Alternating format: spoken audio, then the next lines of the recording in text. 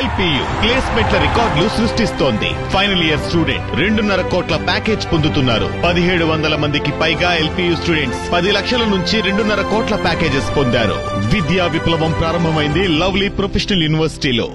నెల్లూరులో సమగ్ర శిశు అభివృద్ధి అధికారి ఆఫీస్ వద్ద అంగన్వాడీలు ఆందోళనకు దిగారు. గత ప్రభుత్వం ఇచ్చిన పాత ట్యాబ్లను తొలగించి కొత్తవి ఇవ్వాలని డిమాండ్ చేశారు.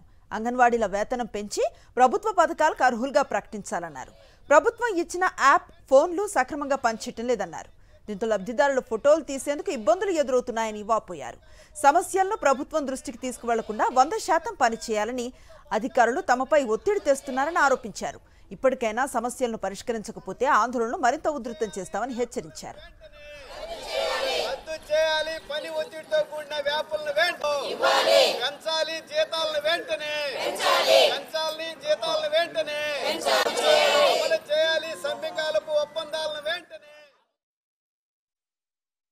అసలు ఆ ఓటీపీలు రాని పేర్లన్నీ లబ్ధిదారులు వాళ్ళు నిజంగా సరుకులు తీసుకోవాల్సినటువంటి లబ్ధిదారులు వాళ్ళ పేర్లని డిలీట్ చేస్తున్నారు. డిలీట్ చేసి 100% ఉందని చూపించుకుంటున్నారు. ఇది అధికారులు చేస్తున్నటువంటి చాలా పెద్ద తప్పు. రేపు ఏదైనా పొరపాటు జరిగినా కింది స్థాయిలో అంగన్వాడీలను తప్పుపట్టేటటువంటి పరిస్థితి వస్తుంది. కాబట్టి ఈ వాస్తవంగా ఈ ఫోన్లన్నీ తిరిగి ఇచ్చేసి ట్యాబులు ఇవ్వాలి, వేగంగా పనిచేసే నెట్ ఉండేటటువంటిది ఇవ్వాలి. ఈ అన్ని పనులు చేయాలంటే అంగన్వాడీలకు కనీస వేతనం 26,000 రూపాయలు ఇవ్వాలి. ఈ జీతాలు పెంచాలి, అట్లాగే యాప్లు తగ్గించాలి. మినిట్స్ కాపీ అప్పుడు ఉండేటటువంటి ప్రభుత్వం ఇచ్చింది.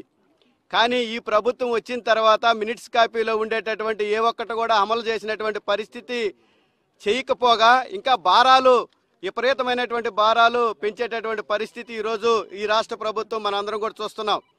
రకరకాలైనటువంటి యాపులు ఇచ్చారు.